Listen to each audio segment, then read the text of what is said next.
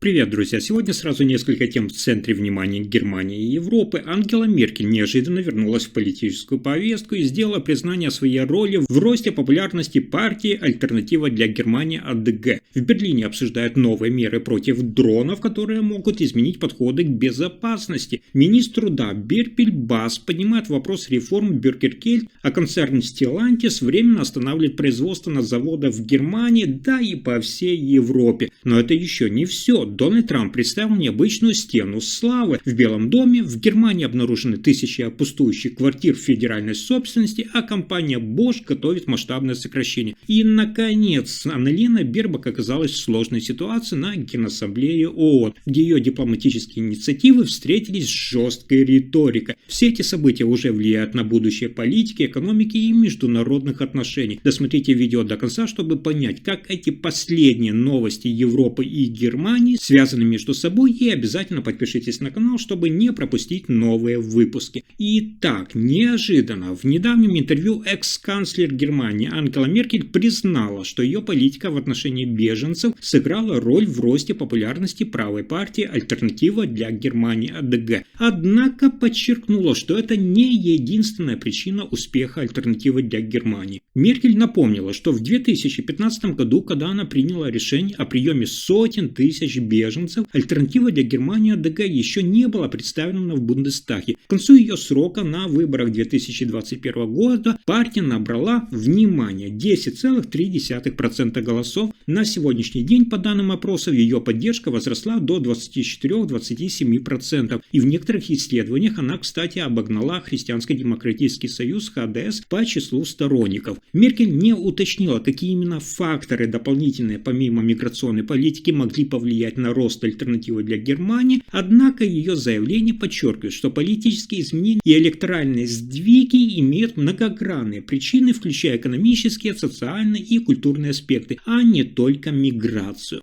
И тут самое интересное, смотрите внимательно. Министр внутренних дел Германии Александр Домбрит предложил расширить полномочия для противодействия беспилотным летальным аппаратам. В частности, он предложил, чтобы вооруженные силы Германии могли сбивать дроны в случае, если они представляют непосредственную угрозу для жизни людей или критическая инфраструктура, и другие меры при этом неэффективны. В таких ситуациях решение об использовании силы должно приниматься Министерством обороны. Кроме того, в предложении рассматриваются технические и операционные меры, включая использование глушителей и систем перехвата управлением дронов. Также обсуждается ужесточение наказания за незаконное проникновение на территорию аэропортов. Эти меры направлены на повышение безопасности в условиях увеличения числа инцидентов с дронами во всей Европе.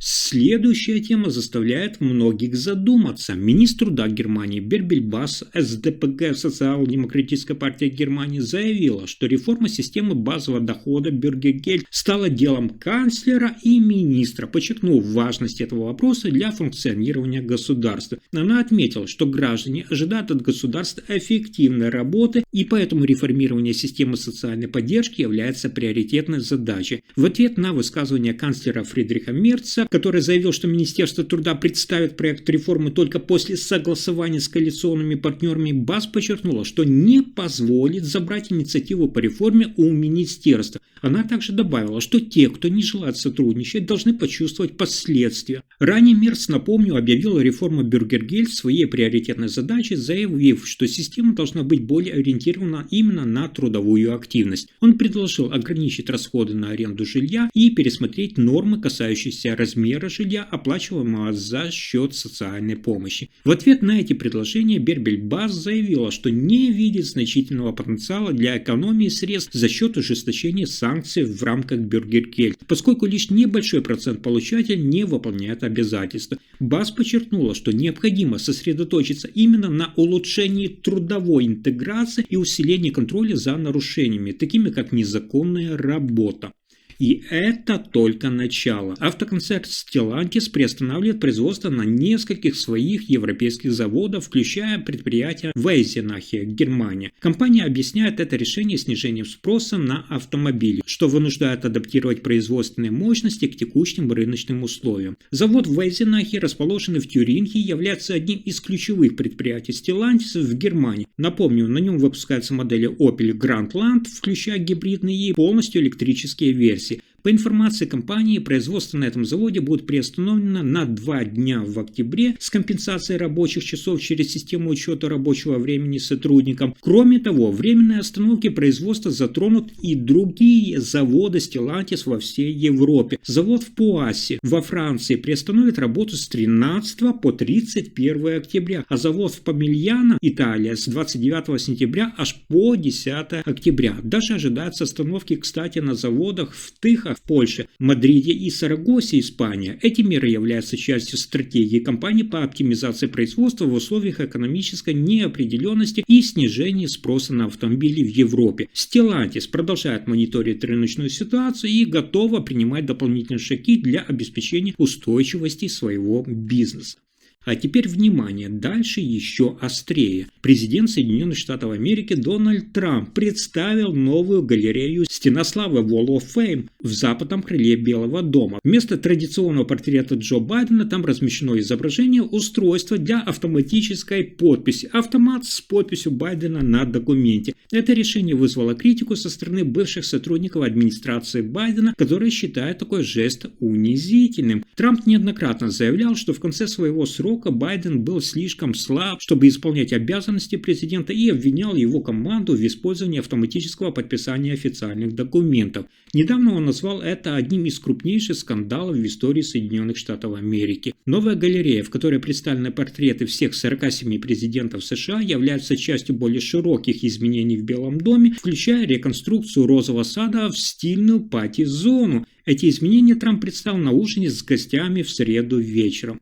Но это еще не главный поворот событий. В Германии, несмотря на дефицит доступного жилья, остаются тысячи пустующих квартир, находящихся в федеральной собственности. Согласно данным Федерального министерства финансов, в ведении Федерального агентства по управлению имуществом находится, внимание, 38 431 квартира. Из них 1129 неактивны на рынке, то есть недоступны для аренды или продажи. Оставшиеся 37 302 квартиры, по данным правительства, в настоящее время используются, однако 3725 из них стоят пустыми, что составляет более 10% от общего числа. В последние 10 лет Федеральное агентство по управлению имуществом продало, внимание, 12 тысяч объектов недвижимости, из которых 8715 были именно жилые помещения. За тот же период было построено тоже, внимание, чуть более 1100 новых квартир. Это вызывает критику со стороны политиков, таких как Карен Лей из левой партии, которая называет ситуацию позором и призывает к активному строительству нового жилья. Она утверждает, что федеральное правительство должно самостоятельно строить и поддерживать собственные жилые объекты, а не продолжать их продажу и приватизацию. А вот следующая новость удивила даже экспертов. Компания Bosch, один из крупнейших мировых поставщиков автомобильных комплектующих, объявила о планах значительного сокращения рабочих мест в Германии. По информации, речь идет о сокращении пятизначного числа сотрудников, что значительно превышает ранее озвученные 9000 вакансий. В связи с этим компания назначила пресс-конференцию, на которой руководитель подразделения «Мобильность» Маркус Хейн и директор по персоналу Стефан Грош представят меры в области корпоративного подразделения Mobility. В интервью ранее Грош и Хейн уже заявили, что в условиях кризиса автомобильной отрасли Bosch вынужден существенно сократить расходы. Цель – это снизить ежегодные затраты на 2,5 миллиарда евро. Сокращение рабочих мест является той частью стратегии по повышению конкурентоспособности компании, однако точные данные о том, где именно будут сокращены вакансии, пока не раскрыты. В прошлом году уже сократили, внимание, 11 600 рабочих мест в своем крупнейшем подразделении «Мобильность», из которых 4500 именно в Германии. Несмотря на это, компания ожидает роста выручки в текущем году на 2%. И это при стагнации мирового производства автомобилей и замедлении спроса на электромобили и системы автономного вождения. Тем временем произошло то, чего мало кто ожидал. На Генеральной Ассамблее ООН в Нью-Йорке экс-министр иностранных дел Германии Анна-Лена Бербок столкнулась с трудностями в продвижении своей дипломатической повестки. В то время как президент США Дональд Трамп использовал свою речь для резкой критики ООН, обвиняя организацию в неэффективности и призывая к возвращению к использованию ископаемых источников энергии, Анна-Лена Бербок пыталась продвинуть инициативы, направленные на укрепление региональных механизмов безопасности и сотрудничества, особенно с Африканским Союзом и странами Ближнего Востока. Однако интересно то, что ее подход, ориентированный на долгосрочные дипломатические усилия и укрепление доверия, не получил такого широкого отклика на фоне более агрессивной риторики Дональда Трампа. Некоторые наблюдатели отметили, что стиль Бербок, акцентирующий внимание на многостороннем сотрудничестве и постепенных реформах, не всегда соответствует настроению в международной политике, где часто ценят именно более решительные и более быстрые действия. Тем не менее, ее выступление подчеркнуло важность многостороннего подхода и дипломатического диалога в решении глобальных проблем, таких как мир, климат и реформа международных институтов. Как будут развиваться дальнейшие события с Анной-Леной Бербок, мы увидим уже совсем скоро. Если информация оказалась полезной, ставьте лайк, подписывайтесь на канал и делитесь видео. Спасибо за просмотр.